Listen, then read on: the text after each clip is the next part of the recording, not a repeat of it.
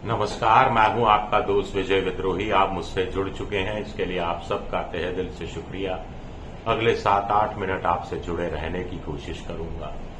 दोस्तों, या तो ईरान ट्रंप को अपनी उंगलियों पर नचा रहा है या फिर ट्रंप मौके की तलाश में है और इधर उधर के बयानों में दुनिया को उलझाए हुए हैं और अंतिम 48 घंटे के युद्ध की तैयारी में लगे हुए हैं, या फिर कोई बीच का रास्ता निकालने की कोशिश हो रही है। ईरान अमेरिका युद्ध का मामला लगातार सुलझता जाना चाहिए था, लेकिन लगातार उलझता जा रहा है।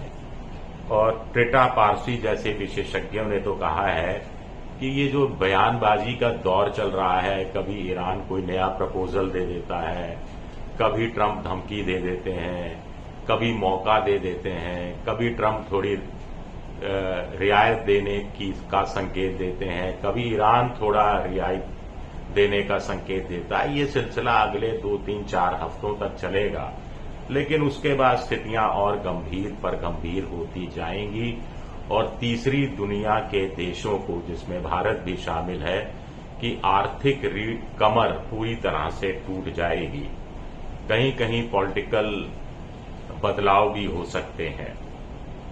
हैरानी की बात है कि कुवैत जैसा देश, जिसकी अर्थव्यवस्था तेल के निर्यात पर निर्भर है पूरी तरह से खाड़ी के अन्य देशों की तरह, उसने पिछले 1 महीने में 1 बूंद तेल भी नहीं बेचा है।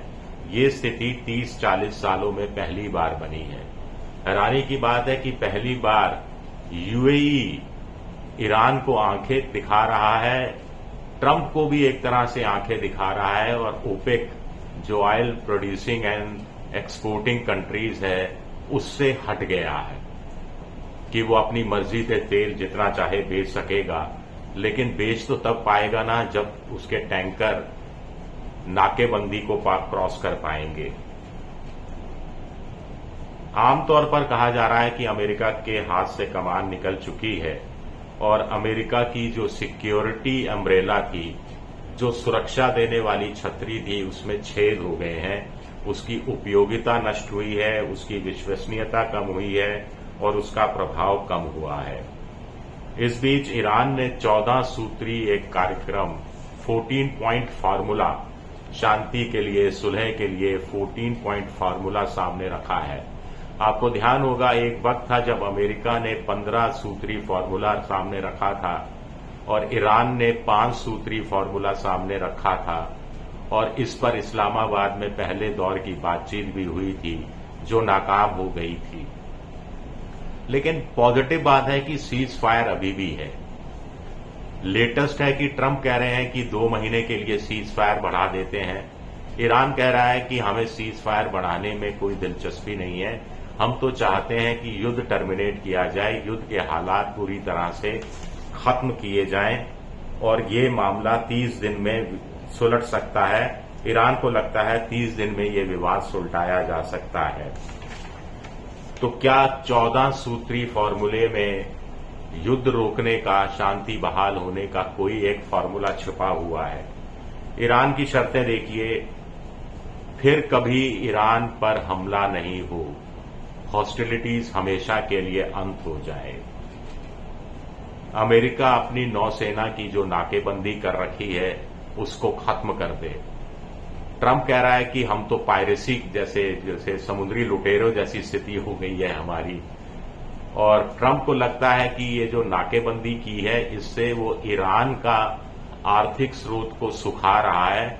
लेकिन नाकेबंदी में सिर्फ ईरान के जहाज नहीं आ रहे चपेटे में, पूरे खाड़ी देशों के जो हरमुज की खाड़ी के इधर उधर से निकल रहे हैं वो सब आ रहे हैं। खैर, ईरान की तीसरी शर्त है कि सिर्फ ईरान के मोर्चे पर लड़ाई बंद नहीं हो, सभी मोर्चों पर लड़ाई बंद हो, यानी लेबनान में भी शांति की बहाली की तरफ पहल की जाए और वहां भी पूरी तरह से इजराइल के हमले बंद कर दिए जाएं। लेबनान बदले में हमले बंद करने के लिए तैयार है, इस बात के संकेत वो पहले भी देता रहा है।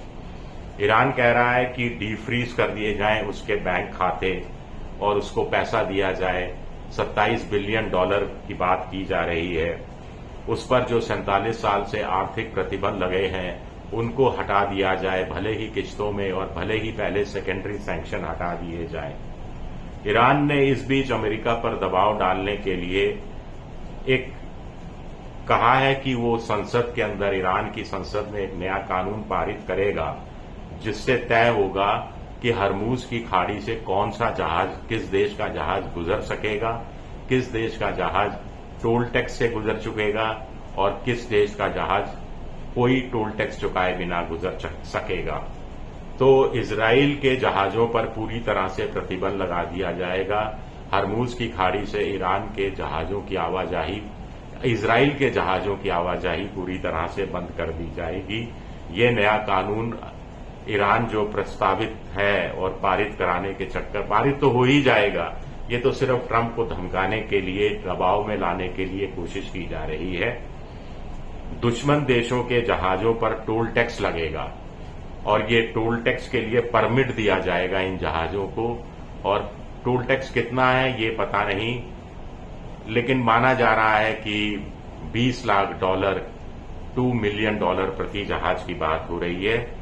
और जो इसमें कुछ देशों को रियायत भी दी जा सकती है, और जो साथ के दोस्त हैं, दोस्त देश हैं, वहां चीन हुआ, पाकिस्तान हुआ, तुर्की हुआ, मिस्र हुआ, रूस हुआ, हालांकि रूस का कोई लेना देना नहीं है वहां से, हरमूज की खाड़ी से, उन जहाजों को मुफ्त में जाने दिया जाएगा।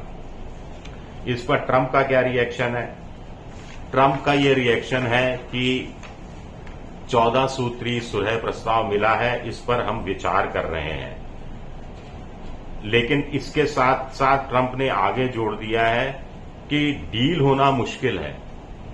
पहले से ट्रंप ने बिना 14 सूत्री फॉर्मूले को पढ़े बिना रिएक्शन दिया है कि डील होना मुश्किल है, असंभव नहीं है, या 14 सूत्री फॉर्मूले को रिजेक्ट नहीं किया है, ये बड़ी बात है।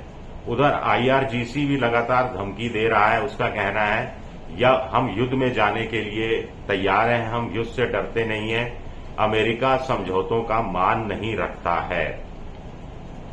न्यू फ्रेमवर्क फॉर हरमूज की खाड़ी, ये ट्रंप, ईरान ने कहा है 14 सूत्री फॉर्मूले में, और साथ ही साथ कहा है कि अब गेंद अमेरिका के पाले में है, अमेरिका फैसला करे कि इस पर उसको बात करनी है या नहीं करनी है।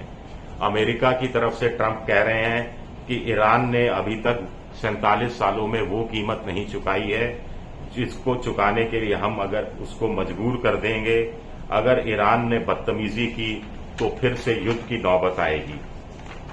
इस बीच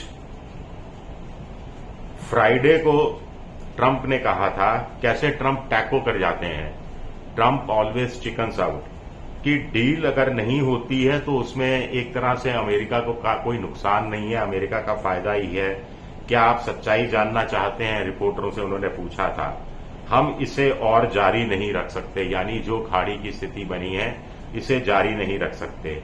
अब सैटरडे को उनसे यही सवाल दोबारा पूछा गया तो उन्होंने कहा, मैंने तो ऐसा कुछ नहीं कहा था, मेरा कहने का मतलब था कि अगर हम आज युद्ध से हट जाते हैं तो हम ईरान को इतना नुकसान पहुंचा चुके हैं पहले से कि ईरान अगले 20 साल तक अपने पैरों पर खड़ा नहीं हो पाएगा, लेकिन अभी हम हटने वाले नहीं हैं।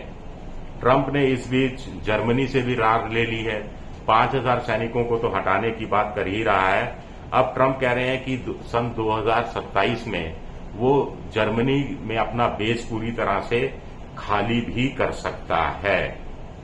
इस बीच ट्रंप खाड़ी देशों को $8 बिलियन हथियार का जो सौदा है उसको भी अंतिम रूप देने में लगे हुए हैं। ऐसे में जंग कैसे खत्म होगी आप अंदाजा लगाइए। शुक्रिया मेरा वीडियो देखने के लिए। पसंद आए तो लाइक कीजिए, सब्सक्राइब कीजिए, शेयर कीजिए। आप मेंबरशिप ड्राइव में भी जा सकते हैं, मेरी थोड़ी मदद कर सकते हैं। शुक्रिया, बहुत बहुत शुक्रिया।